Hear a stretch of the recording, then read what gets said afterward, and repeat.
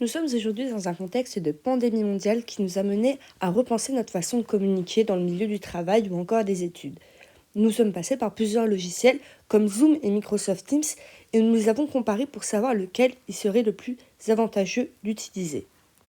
Donc tout d'abord, nous allons présenter chacun des logiciels. Dans un premier temps, ce sera Zoom.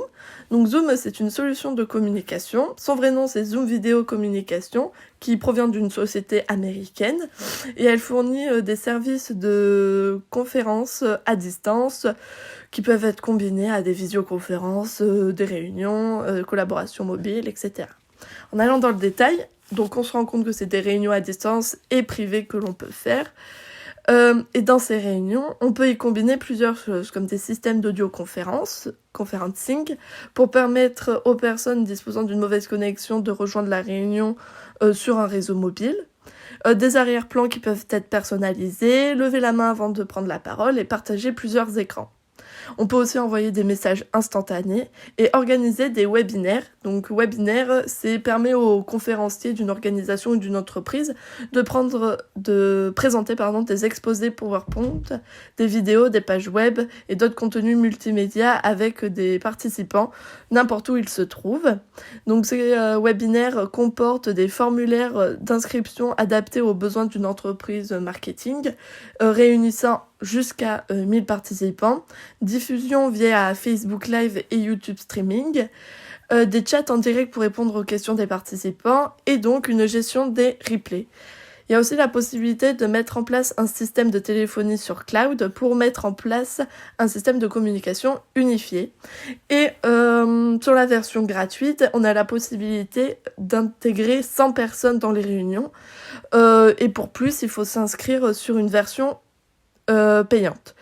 Et on a aussi constaté qu'il s'intégrait parfaitement au calendrier comme Cloud ou Gmail pour programmer des réunions. Donc on se rend compte qu'il y a beaucoup d'avantages, mais on constate aussi qu'il y a un inconvénient, qui est que Zoom est devenu popularisé et que du coup ça met en danger aussi par des cyberattaques qui sont de plus en plus importantes et on en compte 2200 pour le mois de mars. Microsoft Teams est une plateforme collaborative unifiée. Elle intègre une solution complète de visioconférence. Tout d'abord, le dimensionnement des vidéos des participants est adapté à la volée. La mosaïque peut inclure jusqu'à 49 personnes et permet, si besoin, de répartir la réunion en sous-groupes de travail. Les meetings virtuels peuvent prendre en charge jusqu'à 20 000 participants. Il existe une fonction, baptisée Together, qui permet de répartir les participants dans un décor virtuel donnant l'illusion que chacun est assis dans la même pièce. De plus, Microsoft Teams permet la retranscription automatique des réunions audio ou vidéo et le sous-titrage des prises de parole, et ce, en différentes langues. Il existe aussi un système d'audio et ou visioconférence qui peut regrouper jusqu'à 250 personnes en simultané, avec un système d'audioconferencing qui est un appel passé entre plusieurs personnes présentes physiquement et à des endroits différents, avec des arrière-plans personnalisés, la possibilité de lever la main avant de s'exprimer, le partage d'écran et la prise de contrôle à distance pour un dépannage technique rapide. Enfin, il existe un espace de messagerie instantanée avec un ou plusieurs destinataires permettant d'envoyer du texte, des images, des vidéos, mais aussi des emojis. Il est également possible d'organiser des webinaires comprenant jusqu'à 10 000 participants avec un système intégré de salles d'atelier, de gestion des inscriptions, de rapports de présence, etc. Les espaces d'équipe permettent de travailler à plusieurs sur un même projet en mettant à disposition un espace d'échange, chat, un espace de stockage des fichiers partagés modifiables à plusieurs en simultané et des applications embarquées pour éditer des documents directement depuis Teams. Microsoft Teams permet enfin de programmer et de rejoindre des réunions Teams qui sont programmées sur le calendrier. Vous pouvez télécharger l'application Microsoft Teams sur un ordinateur de bureau Windows et Mac ainsi que sur un terminal mobile. Les mises à jour de la plateforme sont effectuées automatiquement.